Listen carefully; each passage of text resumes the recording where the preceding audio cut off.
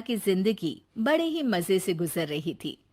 आस पड़ोस से लेकर नाती रिश्तेदार सभी रीटा को बड़ा मानते थे। वो सबकी पसंद नापसंद का ख्याल रखती। अरे बहन, ये लो कढ़ी बनाई थी मैंने। सोचा तुम बीमार हो तो तुम्हारे घर के लिए भी बना दी, खा लेना। सभी रीटा की तारीफ करते हैं। रीटा की ममेरी बहन कहती है, रीटा, तुम्हारा लड़का तो बहुत बड़ा हो गया है, उसकी शादी की नहीं सोची? सोच तो रही हूं, लेकिन ऐसे लड़के से कौन शादी करेगा जो कमाता धमाता ही नहीं है। ये तो है। तू उसे समझाकर किसी काम पर क्यों नहीं लगाती? अरे क्या करूं बहन, समझाती तो बहुत हूं लेकिन समझता ही नहीं। किसी तरह कहीं काम पर लगा भी दो तो 2-4 दिनों में ही काम छोड़कर वापस आ जाता है। कहता है खुद का काम करना है। अगले दिन रीटा का बेटा मयंक कहता है, माँ, ये नेहा है, मैं इससे प्यार करता हूँ और इसी से शादी करूंगा। अब लेकिन नेहा बेटा, ये तो काम ही नहीं करता, तुम खाओगी क्या? माँ जी, आप जो खाएंगी वही मैं भी खा लूंगी, लेकिन शादी तो मयंक से ही करूंगी। रीटा नेहा और मयंक की शादी करवा देती है। हे जी, देखिए तो, ये हमारा भाग्य है कि शहर की इतनी प्यारी पढ़ी लिखी लड़की हमारी बहू बनी। हाँ रीटा, सही बोल रही हो, वरना कौन बिना काम धाम के लड़के से शादी करता है। नेहा सारा दिन घर में रहती और सास को देख देख कर जलती कुड़ती रहती।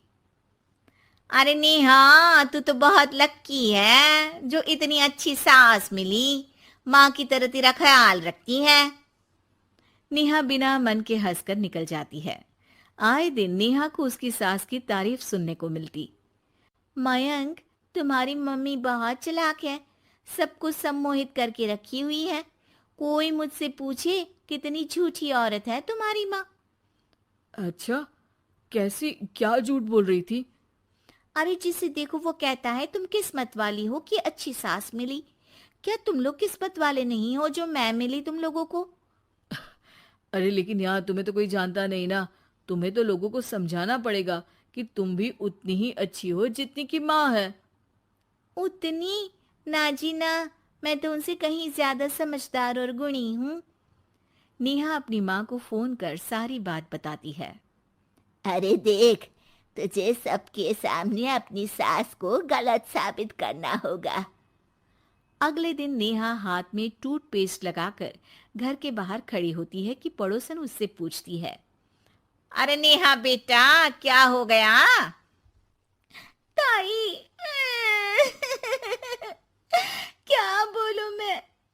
मेरी सास से मत कहना ताई जी, मेरी सास ने गुस्से से जला दिया। मैं नहीं मानती, रीटा तो बड़ी ही भली औरत है। मेरा पति कोई काम नहीं करता ना, सारा सारा दिन ताने देती रहती है। कहती है तुझे खाना तभी दूंगी जब घर का सारा काम करेगी। पड़ोसन को नेहा पर तरस आ जाता है। वो सब जगह नेहा की कही बात फैला देती है। एक पड़ोसन दूसरी से कहती है, रीटा तो बड़ी ही खराब औरत निकली। हाँ हाँ, देखो तो कैसे बहू पर जुल्म करती है। नेहा के घर रीटा की भाभी आती है। अरे मामी जी नमस्ते, कैसी हैं आप? मैं तो ठीक हूँ बेटा। कहाँ है रीटा? घर में नहीं है क्या? उसे तो मैंने कहा था कि मैं आ रही हूँ। अब क्या बताऊं मामी जी, मुझे तो डॉक्टर के पास जाना था, लेकिन फिर भी मैं रुकी कि आपको घर आना है। मम्मी जी को तो कोई फिक्र ही नहीं है।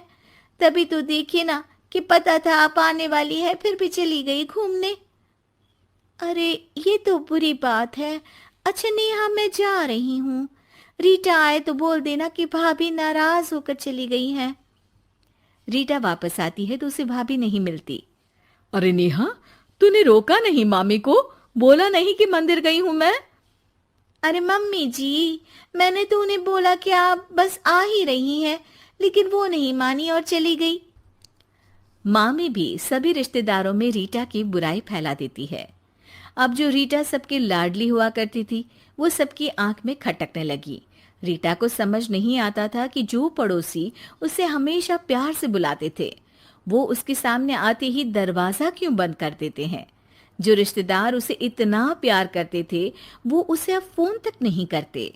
एक दिन रीटा के पास उसकी भाभी का फोन आता है। तू तो बड़ी हो गई रीटा। अरे ना भाभी ना, तुम तो माँ जैसी हो मेरे लिए, मायका तुमसे ही तो है। लेकिन तुम भी पता नहीं क्यों नाराज हो मुझसे। रीटा को उसकी भाभी सारी बात बताती है।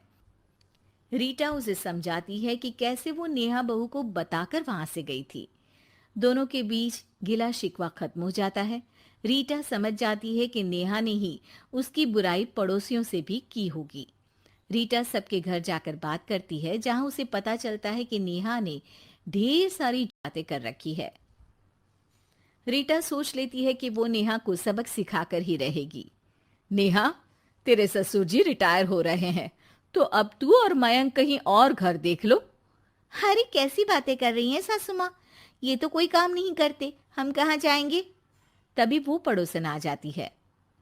अरे नेहा, अच्छा ही तो है, तेरी ऐसी सास से छुटकारा मिल रहा है जो तुझे बात बात पर जला देती थी ना। घर जरा जल्दी खाली कर देना नेहा, मयंक से भी बोल देना। नेहा को समझ आ जाता है कि सास को सब पता चल गया है। वो उसकी पैर पकड़ लेती है। सासू माँ, मुझे माफ कर दीजिए, मैं आगे से ऐसा कभी नहीं करूंगी।